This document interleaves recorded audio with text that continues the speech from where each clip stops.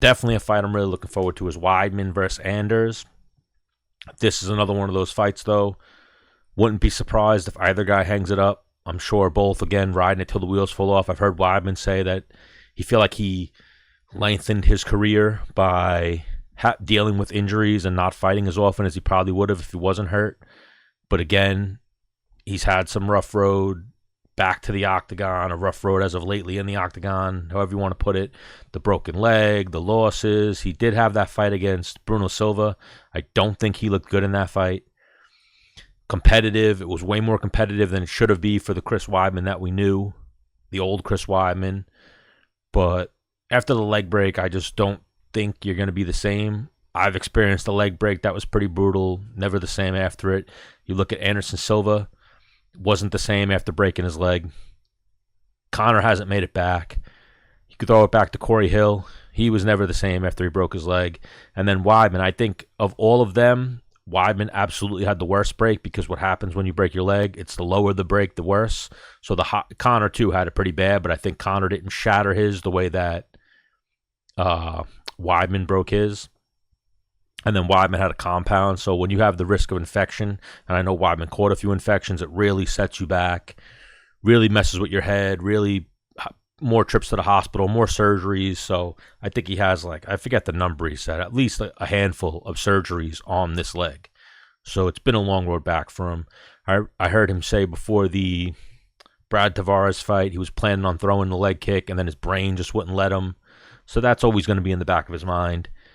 And it's a really tough thing to come back from. So I've heard Eryk Anders talk about having a drug problem, now being in recovery, or I guess it would be in recovery, but no longer using drugs or abusing drugs. Don't know how that's going to affect his career. I think a lot of times, especially if a guy is doing something his whole career, once he comes off it, he's almost a different person, different fighter, different athlete. Definitely a changed man, and to change your whole lifestyle for the better, but, a lot's different probably for him now, and I think he's up there in age too. So both of these guys as well, up there in age.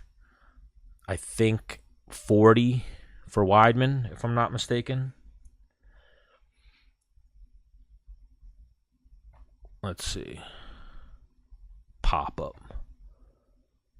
But I think 40 for Weidman and 37 for Eryk Anders. So you want to 40 for Weidman. You want to kind of lean towards the younger guy, especially when a guy's 40. Weidman, though, has always been fighting at a high level. So he's skilled. He's game. He's got heart. Eryk Anders, 37. He won his last fight. Weidman won his last fight. My heart, I want to go with Weidman. I'm from Long Island. I've, known Weidman in passing through the years. Always rooted for him, but that leg break is so hard to come back from. And again, as someone who broke their leg viciously, I root for him. I want to see him come back. I was rooting for him against Bruno Silva, but the whole time I felt like I was on the edge of my seat waiting for something bad to happen. And I feel like that became the story of Weidman's career for a little bit. He had the Omari Akhmedov win, but he's not even in the UFC anymore. And yeah, definitely going to be a tough bout. I like the matchmaking, that the UFC didn't feed him, a young killer. They fed him an old killer, but leaning towards Anders. I hope Weidman could pull it off. I know Weidman's the underdog. Oh, no. I pick him. A coin flip of a fight. I'm seeing even odds, both minus 115. So I don't know about that one, but want Weidman to win. Leaning Anders. Probably stay away from it. It's one of those fights. A wise man once told me never bet with emotion, so you always try to stay away from those fights.